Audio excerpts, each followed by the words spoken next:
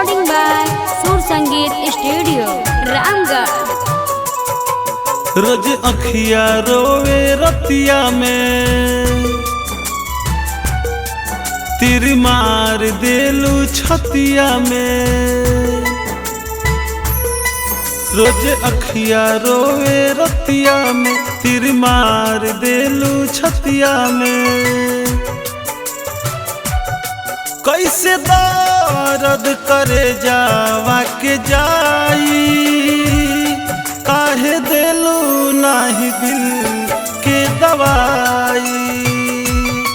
कैसे दर्द करे जावा के जाई, काहे देलू नाही दिल के दवाई।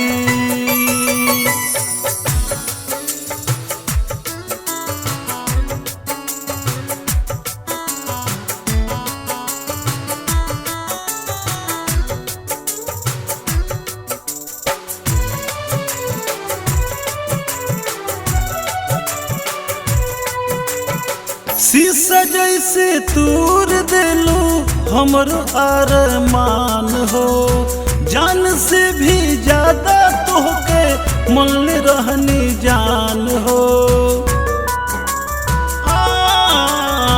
शीशा जैसे तूर देलू हमर अरमान हो, जान से भी ज्यादा तोहके मन रहनी जान हो।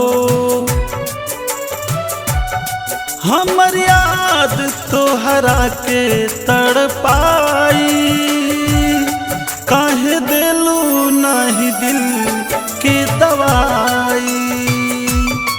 कैसे दर्द करे जा पक जाई, काहे देलू नाही दिल के दवाई।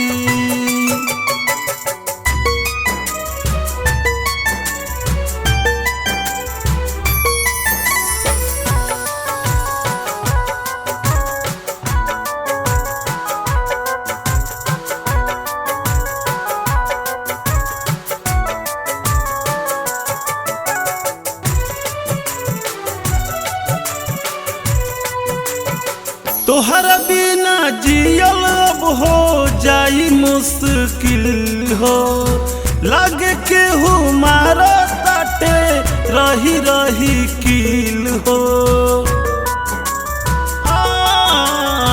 तोहरा बिना जियल अब हो जाई मुश्किल हो, लागे केहू मारा ताटे रही रही कील हो। सब दे देलू जियाते जराई, काहे देलू नहीं दिल के दवाई।